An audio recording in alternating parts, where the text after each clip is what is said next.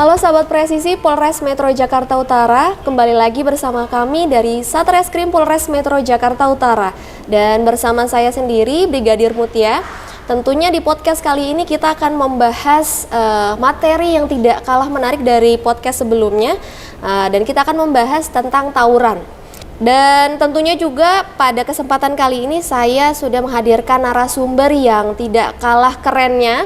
Dan memang beliau-beliau ini merupakan para kasubnit yang memang membidangi pembahasan kita pada podcast kali ini. Langsung saja kita sapa. Di sini ada Pak Ibtu Syaiful Hidayat.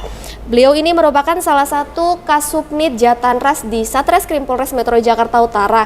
Kebetulan beliau juga berdinas langsung di lapangan. Halo, selamat datang. Halo, selamat datang. Pak Syaiful, gimana Pak kabarnya, baik? Alhamdulillah baik Pak. Alhamdulillah, aman ya Pak ya di lapangan ya? Alhamdulillah Aman. Kemudian lanjut narasumber kita selanjutnya Bu Ibda Kadek. Nah, kalau beliau ini tugasnya melakukan pemeriksaan setelah dilakukan pengamanan oleh Pak Syaiful.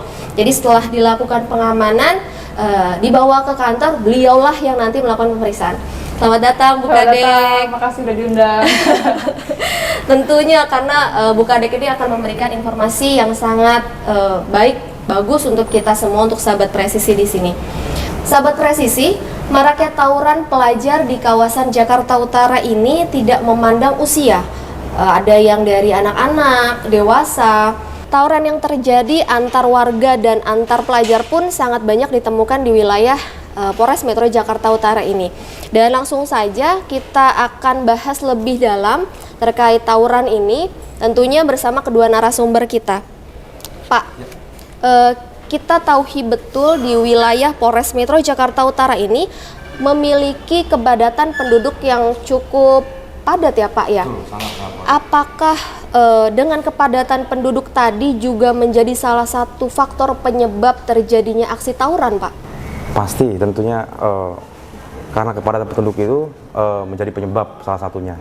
Jadi gini Mbak Mut, tawuran ini macam-macam ya. Saya jelasin dulu nih.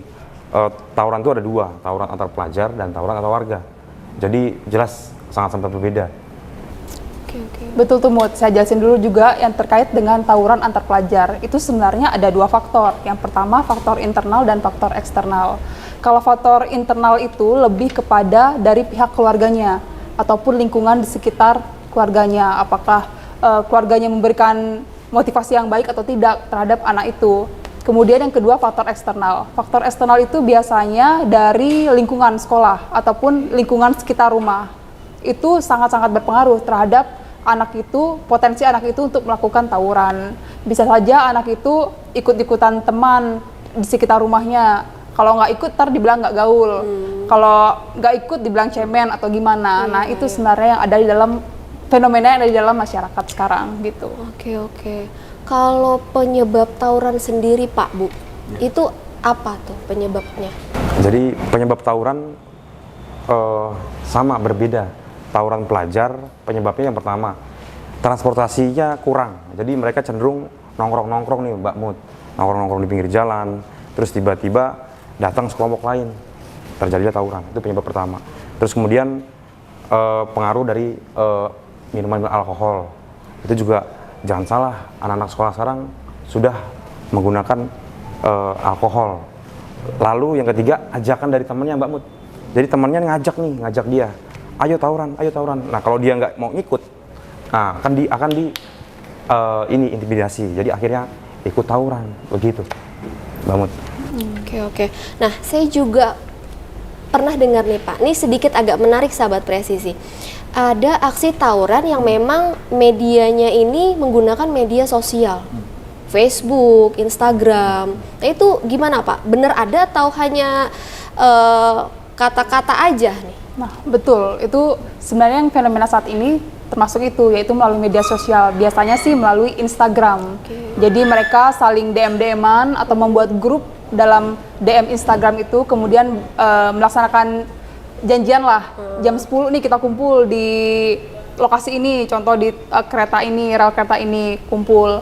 Itu biasa yang pertama. Kemudian yang kedua, biasa dengan mereka patroli nih sendiri untuk sengaja mencari lawan. Kira-kira siapa nih yang bisa saya atau kita buat tarung ini gitu. Kemudian yang terakhir itu biasanya dengan sengaja jalan ke suatu tempat kemudian melempar petasan. Itu untuk mengunggah daripada lawan-lawan kita untuk ikut melaksanakan tawuran. Itu sih Jadi biasanya. kepancing ya emosinya gitu ya Bu ya. Oke, saya juga penasaran nih, tadi kan terkait fenomena menggunakan media sosial. Antara Bu Kadek atau Pak Saiful, kira-kira ada nggak pengalaman yang bisa di-sharing sama sahabat presisi di sini terkait pembahasan tawuran menggunakan media sosial, Facebook, Instagram gitu? Ada nggak Bu? Boleh di-sharing Bu? Ada dong.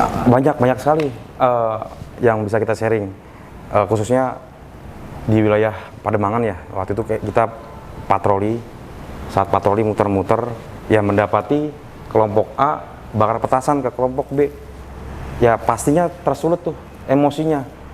Mana mau rumahnya dibakar pakai petasan. Ya udah, kemudian terjadilah tawuran. Nah, kebetulan kita pas saat patroli, kita bisa mencegahnya. Begitu Mbak Mut. Kita juga pernah ya Pak Ibula, kita nanganin kasus yang kemarin terjadi, yaitu yang korbannya sendiri anggota Polri. Itu sebenarnya berawal itu dari pertemuan antara chatting-chattingan DM juga. Nah, itu berarti media sosialnya di situ ya Bu ya berperannya. Jadi geng A kumpul nih, ayo kita kumpul nanti saling DM nih kepada geng B. Nah, kumpul nih di situ, mulai bentrok, tawuran, dan di situ ada anggota Polri itu yang lagi mengamankan dan lagi kebetulan beliau Babin Kamtibmas. Beliau mengamankan, tapi bukannya mereka malah bubar, malah mereka melawan dari pihak kepolisian. Adanya itu. perlawanan Ada gitu perlawanan, ya Bu ya. makanya di situ sebenarnya berbahaya banget yang namanya tawuran.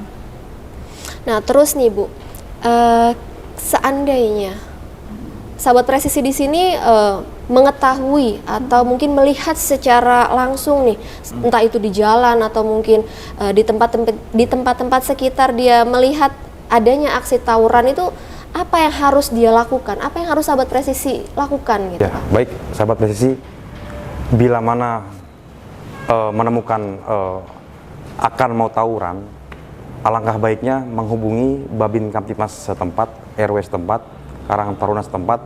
Nah, bila mana yang kedua menemukan sudah terjadi tawuran, ya segera menghubungi 110 call center Karang. Demikian Mbak. Oke, berarti tadi udah dikasih tahu tuh cara-caranya sahabat presisi gimana kalau sewaktu-waktu sahabat presisi menemukan nih di jalan ada gerak-gerik atau indikasi pelajar sekolah ini dengan sekolah ini mau tawuran, segera hubungin 110 ya Pak ya. Boleh nambahin nggak Mbak Mut? Boleh, silakan Ibu. Kalau seandainya kita tiba-tiba nih di sekitaran kita ada yang melaksanakan tawuran, yang pertama yang kita lakukan adalah mengamankan diri dulu. Baik itu bisa pulang ke rumah ataupun di tempat yang aman dulu untuk sementara, baru kemudian kita hubungin polisi di kontak 110 dan kita akan segera bergerak ke lapangan. Oke, berarti nggak kalah penting kita harus mengamankan diri kita dulu nih yang pertama nih sahabat presisi. Jadi sebelum kita melihat atau menghubungi, kita cari tempat aman dulu, cari tempat untuk berlindung dulu biar kita jangan sampai kita jadi korbannya juga gitu kan. Oke Bu, itu tadi sudah dijelaskan penyebabnya. Nah sekarang kita sahabat presisi di sini mau tahu juga dampaknya nih Bu. Dampaknya ya? Dampaknya untuk baik itu si korban atau mungkin warga sekitar. Tentu dampaknya pun banyak ya akibat dari tawuran itu. Mungkin yang pertama yang bisa kita rasakan sendiri yaitu ketika ada tawuran yang terjadi di sekitar rumah kita akan risau. Itu yang pertama pasti. Kemudian kita bingung harus bagaimana dan harus menghubungi siapa, pasti bingung. Kemudian yang kedua, dampaknya bisa membahayakan nyawa kita maupun nyawa orang lain juga. Karena kan selama ini tawuran itu mereka sering membawa senjata tajam itu. Jadi bukan hanya membawa badannya aja, tapi membawa senjata tajam itu yang sangat berbahaya. Bukan hanya untuk lawannya, tapi juga masyarakat di sekitarnya. Iya. Dan mungkin pastinya dari fasilitas-fasilitas umum juga banyak yang rusak ya Bu ya? Pasti rusak. Kena lempar-lempar gitu kan, pasti kan kena rusak. Iya, ada lampu jalanan yang tiba-tiba dihancurkan Betul. gitu. Oke. Nah terus Pak, Kalau misal kita sudah atau sahabat presisi di sini mau berupaya untuk melakukan pencegahan agar tidak terjadinya aksi tawuran atau mungkin mengurangilah aksi tawuran itu, upaya pencegahannya bagaimana nih? Oh, mungkin kalau dari saya ya, saya miliki 3 nih upaya pencegahan. Yang pertama itu yaitu memberikan ruang positif kepada anak itu sendiri. Nah, di sini peran orang tua sangat dibutuhkan, di mana ketika yang namanya pendidikan pertama itu kan di lingkungan keluarga. Nah, orang tua ini harus benar-benar bisa bagaimana mengajarkan anak dan menyadarkan anak apa sih dampak buruk daripada tawuran itu, dan tawuran itu memang tidak baik. Kemudian yang kedua yaitu bisa dengan memberikan penyuluhan, itu merupakan salah satu upaya preventif, di mana itu bisa didapatkan di sekolah atau tempat dia melaksanakan pendidikan. Di situ peran guru maupun peran lingkungan sangat dibutuhkan, di mana memberikan informasi bahwa tawuran itu tidak baik dan itu sangat berbahaya bagi kelangsungan hidup mungkin ke depannya. Kemudian yang terakhir yaitu apabila semua itu tidak berhasil, kita dari pihak kepolisian akan memberikan efek jerak kepada anak-anak yang melakukan tawuran. Oke, berarti kalau tadi membahas tentang efek jerak, Ya. mungkin sahabat presisi di sini juga mau tahu nih, efek jeraknya itu kira-kira ada nggak sih sanksi pidana yang bisa menjerat pelaku tawuran tadi, Pak? Ya, pasti terjerat pidananya. Kita biasa menerapkan itu pasal 170 KUH pidana, di mana barang siapa terang-terangan dengan tenaga bersama menggunakan kekerasan kepada orang atau barang, ancaman hukumannya cukup tinggi, 5 tahun penjara, ya kan. Bila mana meninggal ya pasti lebih lama, 12 tahun lebih. Lalu kemudian bila mana kedapatan sajam, ya kita menggunakan undang-undang darurat, Undang-Undang Nomor 12 tahun 1951 tentang sajam. Jadi seseorang tanpa hak memiliki kedapatan sajam, nah itu dapat dihukum.